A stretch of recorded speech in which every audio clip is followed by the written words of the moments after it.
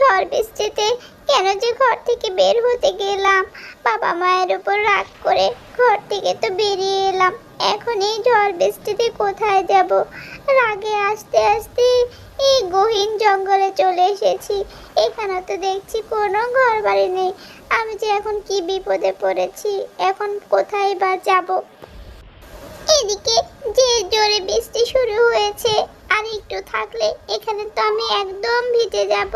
আর বৃষ্টিতে ভিজে গেলে উঠতেও পারবো না বেশি। এখান থেকে কি করে বের হব আমি? যদি এখানে শিয়াল বাঘ কিছু একটা চলে আসে, তাহলে তো আমাকে খেয়েই ফেলবে। কথায় আছে না, যেখানে বাঘের ভয় সেখানে রাত হয়।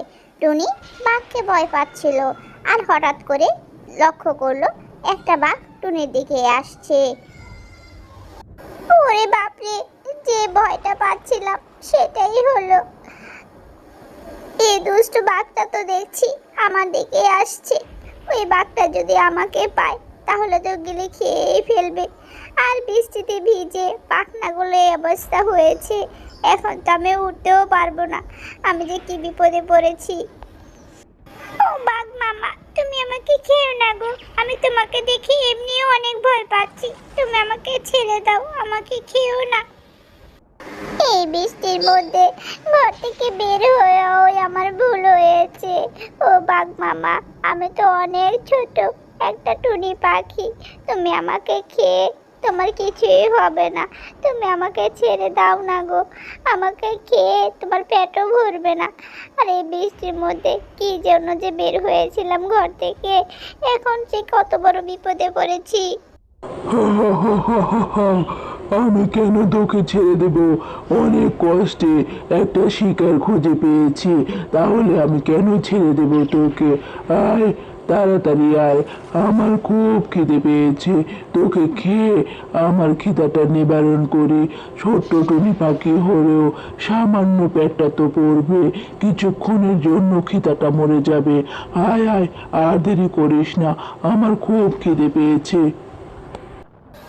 বাঘের এমন কথা শুনে টুনি পাখি অনেক ভয় পেয়ে যায়। আর ভয় পেয়েও মনে মনে ভাবে, আমি এত সহজে বাঘের খাবার হব না। আমাকে একটা বুদ্ধি বের করতে হবে। এই বাঘের হাত থেকে আমাকে বাঁচতেই হবে যেভাবেই হোক। ও বাঘ মামা, বাঘ মামা, তুমি তো আমাকে খেয়েই ফেলবে। তুমি আমার একটা ইচ্ছা পূরণ করবে গো। আমার তো অনেক ইচ্ছা ছিল, কিন্তু আমি তো অনেক ছোট, তাই আমার কোনো ইচ্ছাই পূরণ হলো না। আমার অনেক স্বপ্ন ছিল, আমি বড় হয়ে আকাশে বাতাসে অনেক দূরে দূরে ঘুরে বেড়াবো, কিন্তু সেটা তো আর হলো না। তুমি তো আমাকে খেয়েই ফেলবে। আমি শুধু এই গাছটার উপর উঠে এক নজর আকাশটাকে সুন্দর করে দেখতে চাই, তারপর না হয় তুমি আমাকে খেয়ে ফেললো। টুনির এমন কথা শুনে বোকা বাঘটা ভাবলো, এ আর এমন কি বিষয়, তুই তো শুধু গাছে উঠে আকাশটা দেখতে চেয়েছিস। যা, গাছে উঠে আকাশটা দেখে আয়, কিন্তু খুব তাড়াতাড়ি আসবি। আমার কিন্তু খুব খিদে পেয়েছে। আর শোন, আমার সাথে একদম চালাকি করার চেষ্টা করবি না, তাহলে কিন্তু এর ফল একদম ভালো হবে না। তারপর টুনি গাছের উঁচু ডালেতে এক লাফে উঠে যায়, আর মনে মনে ভাবে, বাঘটা কি বোকাই না।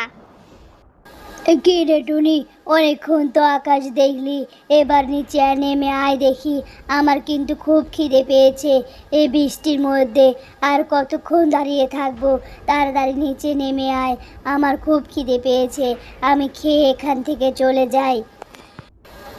আমার খুব হাসি পাচ্ছে বাঘ মামা, তোমার মতো এরকম বোকা বাঘ আমি আমার জীবনে একটাও দেখিনি। আমি বলেছি আকাশ দেখতে গাছে উঠবো, আর তুমি বিশ্বাস করলে? শোনো, তোমাকে আমি বোকা বানিয়েছি। তুমি কি করে ভাবলে আমি এত সহজে তোমার খাদ্য হব? যাও, আমি আর গাছ থেকে আজ নামবই না। যতক্ষণ পর্যন্ত বৃষ্টি না ছাড়বে আমি কোথাও যাব না এখান থেকে। ওই সামান্য টুনির ছা হয়ে আমার সাথে এত বড় চালাকি আমি কিছুতেই মেনে নেব না। কথাটা মনে রাখিস, আজ আমি চলে যাচ্ছি, তবে তোকে আমি কিছুতেই ছাড়বো না। এসব বলতে বলতে বাঘ সেখান থেকে অনেক রেগে চলে যায়। আজ আমার যে কি খুশি লাগছে, আজ আমি বাঘকে বোকা বানাতে পেরেছি। যাই হোক, এই বৃষ্টির মধ্যে আর কখনো আমি ঘর থেকে বেরো হব না। এই বৃষ্টিতে বের হয়ে আজ অনেক বড় বিপদ হতে যাচ্ছিল, জীবনের ঝুঁকি নিয়ে নিয়েছিলাম। এখন ঘরেই ফিরে যাই। বন্ধুরা, নতুন নতুন কার্টুন ভিডিও পেতে আমাদের চ্যানেলটি সাবস্ক্রাইব, লাইক এবং শেয়ার করে আমাদের পাশে থাকো। আজকের মতো আল্লাহ হাফেজ।